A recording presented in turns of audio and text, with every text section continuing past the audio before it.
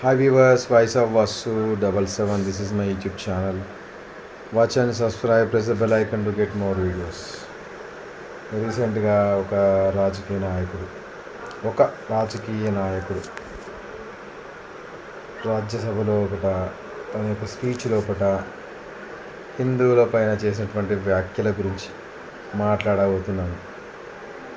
హిందువులు హింసావాదులు, అందుకే కదా ఇతర మతస్థుల యొక్క వృద్ధి మన దేశం లోపల ఇంత త్వరితగతిన జరిగింది. హిందువులు హింసావాదులు, పరమత సహనం పాటించిన వాళ్ళు హిందువులు హింసావాదులు. ప్రపంచం లోపల ఎక్కువ జనాభా కల దేశం కదా, 2వ స్థానంలో ఉంది కదా. మరి అందులోపట మ్లేచ్చుల జనాభా ఎక్కువ ఉన్న దేశం కూడా మనది. పరమత సహనం పాటించము, హింసావాదులం కాబట్టి ఇతర మతస్థుల జనాభా మన దేశంలో కూడా విరివిగా పెరిగింది. ఎందుకంటే మనం హింసావాదులం కదా, హిందూ హింసావాది కదా. కడుపులో ఉన్నటువంటి విషయాన్ని మొత్తం వెళ్ళగక్కి లోక్సభ సాక్షిగా హిందువులు హింసావాదులు. అవును, హిందువులు నిజంగానే హింసావాదులు. అందుకే కదా వాళ్ళ అన్న సంజయ్ గాంధీ, వాళ్ళ చిన్నాన్న సంజయ్ గాంధీ బలవంతంగా హిందువులకు కుటుంబ నియంత్రణ ఆపరేషన్లు చేయించలేదా? అయినా ఓట్లేసి గెలిపించాము.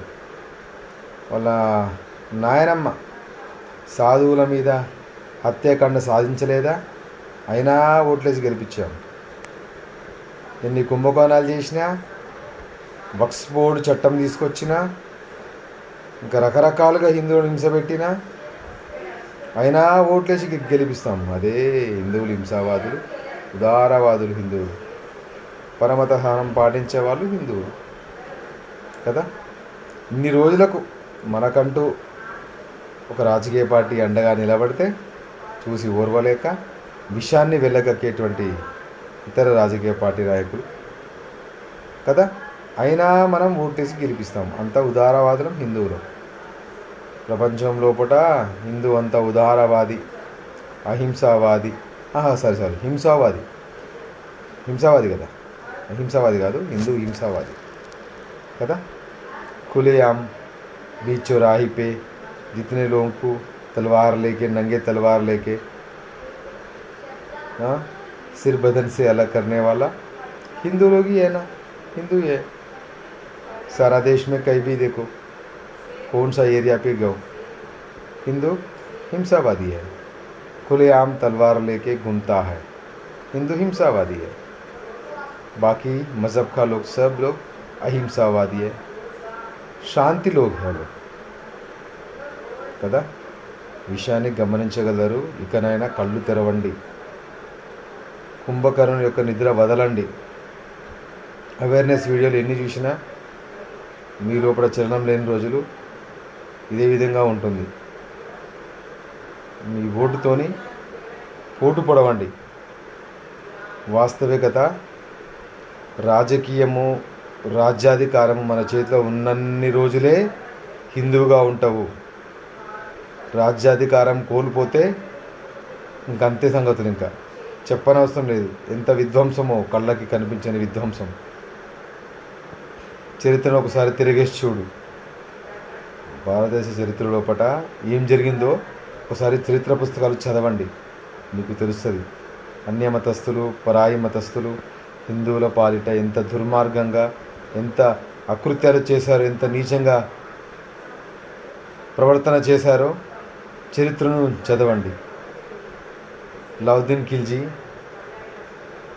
మేవాడు పైన దండయాత్ర చేసినప్పుడు అక్షరాల 10,000 మంది రాణులు జోహర్లో పాల్గొన్నారు. ఇది ఒక అసాధారణ విషయం. అర్థం చేసుకోండి ఎంత జనాభా విధ్వంసం జరిగిందో. చరిత్రను చదువుతుంటే వాళ్ళంతా గూజ్బంప్స్ వస్తున్నాయి. జోహర్ అంటే తెలుసా? రాజులు యుద్ధంలోకి వెళ్తే, యుద్ధంలో రాజు ఓడిపోతే అంతఃపురంలో ఉన్నటువంటి కన్యలు స్వతహాగా అగ్నిగుండాన్ని ఏర్పాటు చేసుకొని అందులో దూకి ప్రాణత్యాగం చేస్తారు. దాన్ని జోహర్ అంటారు. ఎక్కువగా రాజస్థాన్, గుజరాత్, ఈ పరిసర ప్రాంతాల్లో కొన్ని 1000 మంది రాణులు జోహర్కు గురయ్యారు. చరిత్ర మీకు ఎవరికి పట్టింపు ఉండదు. ఎవరో ఒకరు వీడియోస్ పెట్టి చైతన్యం చేద్దామని కోరుకుంటే వాడిపైన దాడి, కామెంట్లతో దాడి. ఇంతో అంత నయం. ఇంకా ఇప్పుడు సోషల్ మీడియా వచ్చిన తర్వాత ఈ యొక్క అభిప్రాయాలను ఈ విధంగా స్వేచ్ఛగా ఈ సోషల్ మీడియా లోపల తమ అభిప్రాయాన్ని చెప్పడం జరుగుతుంది. కొద్ది గొప్ప మంది చూసి మారుతారేమని చెప్పేసి ఒక చిన్న ఆశ అంతే. ఎవరిని కించపరచడం లేదు. మనం సక్రమంగా ఉన్నప్పుడే కదా ఇతరుల్ని కించపరిచేది, ఇతరుల్ని చులకనగా చూసేది. ఏనాడు కూడా భారతదేశంలో ఉన్నటువంటి భారతీయులు ఎవరిని కూడా చులకనగా చూడలేదు, కించపరచలేదు. గుండెల్లో హత్తుకొని వాళ్ళని మనం కాపాడుకున్నాం. చిన్న ఎగ్జాంపుల్ చెప్తాను. ఇజ్రాయెల్ ఏ దేశం కదా, వాళ్ళు హోలోకాస్ట్ కాకముందు వాళ్ళు పలస్తీన్స్ వాళ్ళపైన దాడి చేస్తే వాళ్ళు ప్రపంచం మొత్తం పారిపోయారు. హిట్లర్ కూడా వాళ్ళ ఎందుకు చాలా దౌర్జన్యంగా ప్రవర్తించి 50 లక్షల మంది యూదుల్ని ఉరి తీశాడు కదా. ఆ టైంలో కూడా అందరు యూదులు ప్రపంచం నలుమూలకు పారిపోయారు ప్రాణభయంతో కదా. యూదులు ప్రాణభయంతో పారిపోయిన దేశాల్లో కూడా వాళ్ళు అరాచకాలకు గురయ్యి ప్రాణాలు కోల్పోయారు. కేవలము మన భారతదేశంలో వచ్చినటువంటి యూదులను మాత్రమే మనము హక్కును చేర్చుకున్నాం. అందుకే వాళ్ళు వాళ్ళ రాజ్యాంగం లోపల ప్రతి యూద మతస్థులు ఒక్కసారైనా పవిత్ర భారతదేశాన్ని దర్శించాలని చెప్పేసి వాళ్ళ రాజ్యాంగం లోపల రాసుకున్నారు. అంత గొప్ప దేశం, అంత గొప్ప మతం మన హిందూ మతం, అంత గొప్ప దేశం మన హిందూ దేశం. చరిత్రను చూస్తూ ఉంటే హిందూ ఎప్పుడు ఇతర దేశాలపైన దండయాత్ర సాగించలేదు. మనం దండయాత్రలకు గురయ్యాం తప్పితే కానీ మనం ఇతర దేశానికి కావాలని చెప్పేసి ఎప్పుడు కూడా అదే మన యొక్క లోపం అని చెప్పేసి ఏదో అనిపిస్తుంటుంది. ఒక్కొక్కసారి కావాలని చెప్పేసి ఎవరిపైన అకృత్యాలు చేయడం, ఇతర దేశాలని ఆక్రమించుకోవడం వల్ల దాని మాన ప్రాణాలని హరించడం అలాంటిది ఎప్పుడు కూడా మన చరిత్రలో కూడా ఎప్పుడూ లేదు. మనము ఆ వ్యవస్థకు మనం గురి అయ్యాం తప్పితే కానీ మనం మాత్రం చేయలేము. విషయాన్ని ఇంకా డెప్త్గా వెళ్తున్నా కొద్దీ ఇంకా చాలా విషయాలు వస్తూ ఉంటాయి. వీడియో లెంత్ ఎక్కువ అవుతుంది. ఇంకా ఇక్కడితో నేను మరలా వీడియోలో కూడా మళ్ళీ చర్చిద్దాం కూలంకుషంగా. లైకులు కొట్టండి, జరా సబ్స్క్రైబ్ చేసుకోండి, లైకులు కొట్టండి, సపోర్ట్ చేయండి. ఓకేనా? Bye viewers.